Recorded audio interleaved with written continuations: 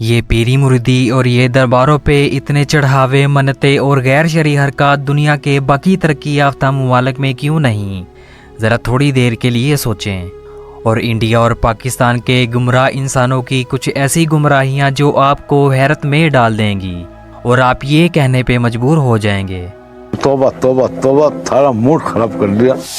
یہ عورت کسی پیر بابا کے گرد نہیں گھوم رہی، اور نہ ہی یہ کسی پیر بابا کو سجدے کر رہی ہے، بلکہ یہ جھومنا اور سجدہ صرف ایک چاولوں کی دیگ کے گرد کیا جا رہا ہے، اور یہ دیگ پیر کے نام پر مزار پر آنے والے لوگوں میں تقسیم کی جائے گی۔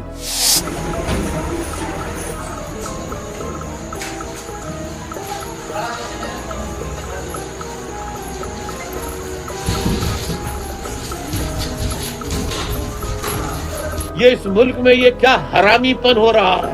اسے حرامی پن نہ کہا جائے گا تو حلالی پن کہا جائے گا۔ جب شرک کیا جاتا ہے عقل سلیم فوت ہو جاتی ہے، اور جب عقل ختم ہو جائے تو انسان اسی طرح کے جاہلوں کے کام کرتا ہے۔ ختم، bye bye, tata, goodbye, گیا۔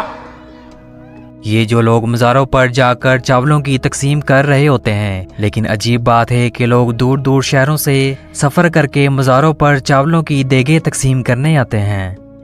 پہلی بات تو یہ جو فضول طریقہ کار اپنایا جا رہا ہے، اس کا دین اسلام سے کوئی تعلق واسطہ نہیں ہے، اور نہ ہی یہ کسی ولی اللہ کی تعلیمات ہیں۔ اگر ہم قرآن و حدیث پر عمل کریں تو ایسی سینکڑوں خرافات اور بدعات سے ہم خود کو بچا سکتے ہیں، جن سے ہمارا دین، ایمان، مال اور عزت سب برباد ہو رہا ہے، اور ہم سخت گمراہی کی طرف جا رہے ہیں۔ اس کے بعد یہ ہیں دیگ والے پیر اور چاول سائیں سرکار، لیکن مریدوں کے نزدیک یہ دیگ بھی اتنی معتبر ہے کہ لوگ اس دیگ کو ہی پیر والا درجہ دے کر اسے چومنا شروع کر دیتے ہیں۔ ویسے سلام ہے ان کی مردہ عقل کو۔